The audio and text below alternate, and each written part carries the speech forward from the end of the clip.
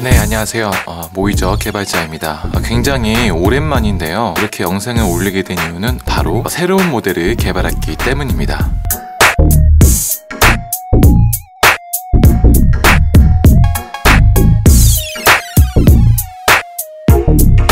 일단은 신모델을 소개하기 앞서서 모이저가 무슨 제품인지 잘 모르시는 분들이 많기 때문에 간단하게 모이저의 개념에 대해서 좀 설명을 해보도록 하겠습니다.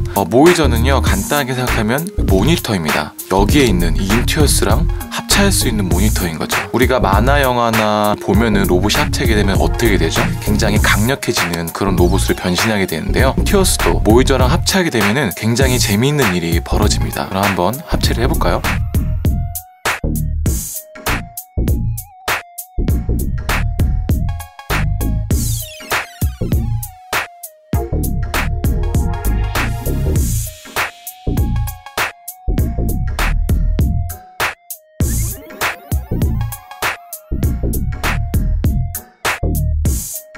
이렇게 조립을 완료했습니다. 그렇다면 이렇게 합체했을 때 성능이 어떻게 될까 되게 많이 궁금하실 텐데요. 액정 타블렛의 성능을 평가하는 요소는 크게 세 가지가 있습니다. 첫 번째가 필압인데요. 펜을 물리적으로 누르는 힘에 따라서 얼마나 이 선의 강약이 표현되는지가 핵심입니다. 모이저는 인튜어스 타블렛 성능을 그대로 표현해주기 때문에 인튜어스 2048 레벨을 그대로 반영합니다. 한번 해볼까요? 누르는 힘에 따라서 가늘고 강한 선이 잘 표현되는 것을 이렇게 확인할 수가 있는데요. 특히 이제 타사의 액정 타블렛도 이 2048 레벨을 지원하긴 하는데, 하지만 와콤의 어떤 이 미세한 필압은 따라갈 수 없는 것 같습니다. 특히 이제 이 잔선들, 거의 펜 무게만 살짝 올려놓고 이렇게 하면은 그어지는 이 잔선 느낌은요, 다른 액정 타블렛에서는 느낄 수 없는 그런 선의 디테일함을 느낄 수 있죠. 그리고 두 번째가 바로 반응 속도인데요. 참고로 인튜어스의 펜 반응 속도가 신트크에 비해서 수치상 약 1.5배가량 좀 더 빠릅니다. 펜이 즉각적으로 따라오는 것을 거의 딜레이 없이 따라오는 것을 볼 수 있죠. 네. 굉장히 반응 속도가 빠른 것들을 볼 수 있습니다. 그리고 세 번째가요, 이 펜 끝과 이 화면상에서 위치하는 이 포인트가 일치하는 일치도입니다. 일반적으로 강화유리가 있기 때문에요. 강화유리가 있으면은 화면이 바로 이렇게 밑에 이제 LCD 화면이 있다고 본다면요, 유리 두께만큼의 이렇게 갭이 발생하게 되죠. 이게 펜이 이런 식으로 위치를 해서 펜 촉이 이렇게 끝에 위치한다 보면요, 실제적으로 펜 촉이 위치하면 저기지만 화면에서는 여기에 출력이 되는 거예요. 근데 이거를 사른 눈으로 이렇게 보면은 이 위치 여기만큼 이렇게 갭이 발생한다는 거죠. 네, 그래서 이 보는 각도에 따라서 이 강화유리 두께만큼 갭이 발생합니다. 하지만 모이저는 강화유리가 없기 때문에 그럴 경우가 없죠. 정확하게 펜 끝이랑 위치하는 것들을 볼 수가 있습니다. 그래서 좌표의 어떤 위치가 굉장히 정확한 것을 볼 수가 있습니다. 네.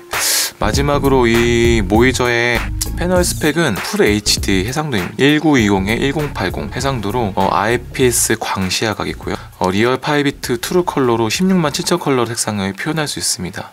색재 연율은 sRGB 100%로 상당히 디스플레이로서 나쁘지 않은 어떠한 성능을 가지고 있습니다. 그리고 이제 마지막으로 또 모이저의 어떤 이 특징은 이 표면이 부식 표면 처리가 되어 있어요. 그래서 굉장히 필기감이 정말 좋습니다. 보시면은 또 마치 사각사각 정말 이 종이에 그린 듯한 그런 소리를 들을 수 있는데요. 근데 이 촉감도 정말 종이에 그린 듯한 느낌을 느낄 수 있습니다. 그래서 진짜 이 디지털 기기지만 굉장히 좀 아날로그스러운 그런 어떤 느낌을 느낄 수가 있죠. 네, 앞서 말씀드린 것처럼 모이저 여러 가지 장점이 있지만 그렇다고 단점이 없는 건 아닙니다. 현재 이 모이저의 화면 크기는 이제 17.3인치인데요. 이제 장착하고 있는 인튜어스 라지 사이즈 같은 경우에는 15인치 가량 펜 인식을 합니다. 따라서 모이저 화면에서도 동일하게 15인치 가량 펜 인식을 한다고 볼 수 있는데요.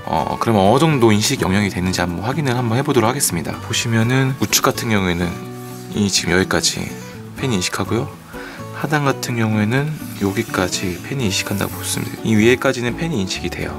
이렇게 클릭이 되고요. 이 안에서 드로잉을 작업을 할 수가 있는 거죠. 이제 보시면은 15인치 크기가 드로잉하기에는 부족함이 있는 크기는 아닙니다. 충분히 얼마든지 들어갈 수 있는 공간이고요. 여러 가지 이제 단축키를 쓰면서 작업을 하면은 그게 이제 뭐 크게 툴바를 클릭하지 않더라도 얼마든지 작업을 할 수가 있죠. 그래서 드로잉을 이런 식으로 이제 확대 축소하면서 얼마든지 작업을 할 수 있기 때문에 굳이 우측에 이제 어떤 툴바를 만지지 않더라도 작업하는 데는 크게 부족함이 없는 것을 확인할 수 있습니다.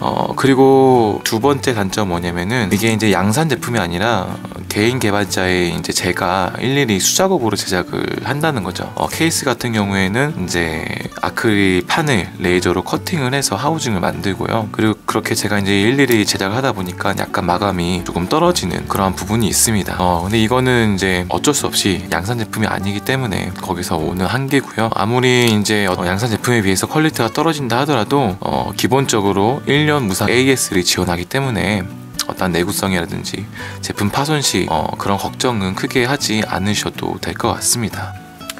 네, 마지막으로 가장 중요한 건 이제 가격이라고 볼 수 있는데요. 지금 이렇게 구성되어 있는 이 모이저는 타블렛 별도로 딱 이 모이저만 29만원입니다. 타블렛과 결합했을 때는 아마 가격이 국산 액정 타블렛이나 중국산의 액정 타블렛 가격이 나오겠죠. 하지만 성능은 와콤에 준하거나 그 이상이기 때문에 여러가지 어떤 이 가격적인 그리고 성능을 비교해 봤을 때 좋은 효율을 보여주는 제품이라고 생각을 합니다. 만약에 이미 인티오스 라지 사이즈를 가지고 계신다면은 고민하실 필요가 없는 것 같습니다. 신티크처럼 액정 타블렛으로 만들 수 있는 거죠. 이미 인티오스 가지고 계신 분들은 한번 그렇게 도전해 보시길 권장하고요. 네, 지금까지 모이저 개발자였습니다.